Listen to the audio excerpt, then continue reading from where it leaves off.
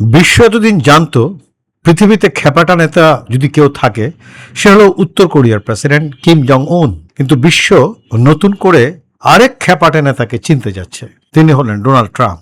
সম্প্রতি ইরানকে উদ্দেশ্য করে মার্কিন প্রেসিডেন্ট ডোনাল্ড ট্রাম্পের চরম অপমানজনক ও অকথ্য ভাষায় দেওয়া এক হুমকির পর যুক্তরাষ্ট্রের রাজনীতিতে তীব্র প্রতিক্রিয়া তৈরি হয়েছে। ট্রাম্পের এমন আচরণ উদ্বেগ প্রকাশ করে অনেক মার্কিন রাজনীতিক এখন তার মানসিক সুস্থতা নিয়েই প্রশ্ন তুলেছেন।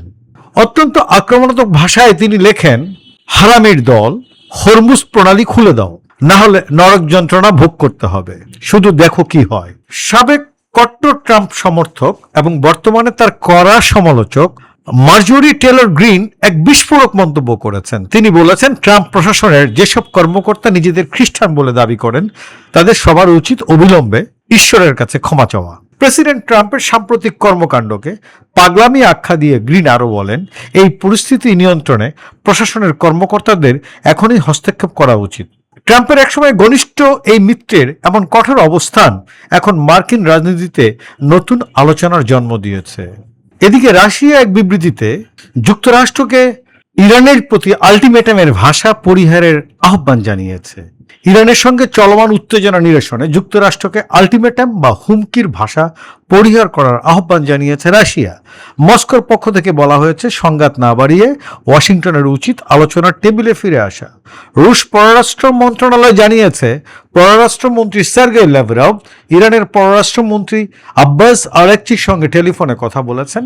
ফোন আলাপে ল্যাভরভ আশা প্রকাশ করেন যে যুদ্ধ প্রশমিত করার চলমান প্রচেষ্টাগুলো সফল হবে। তিনি বলেন, যুক্তরাষ্ট্র যদি হুমকির ভাষা ত্যাগ করে পরিস্থিতিকে আলোচনার ধারায় ফিরিয়ে আনে তবে তার সংকট সমাধানে সহায়ক হবে। 48 ঘন্টার মধ্যে চুক্তিতে রাজি না হলে ইরান সম্পূর্ণ উড়িয়ে দেওয়ার হুমকি দিয়েছেন যুক্তরাষ্ট্রের প্রেসিডেন্ট ডোনাল্ড ট্রাম্প। স্থানীয় সময় রোববার 5 এপ্রিল মার্কিন সংবাদ মাধ্যম এবিসি নিউজকে দেওয়া এক সাক্ষাৎকারে তিনি এই হুমকি দেন। ট্রাম্পকে এবিসি নিউজের জ্যেষ্ঠ রাজনৈতিক প্রতিবেদক রেচেল স্কট প্রশ্ন করেন, চুক্তি করার জন্য ইরানকে 2 থেকে 3 সপ্তাহের যে সময়সীমা বেঁধে দেওয়া হয়েছে তা কি এখনো বজায় আছে?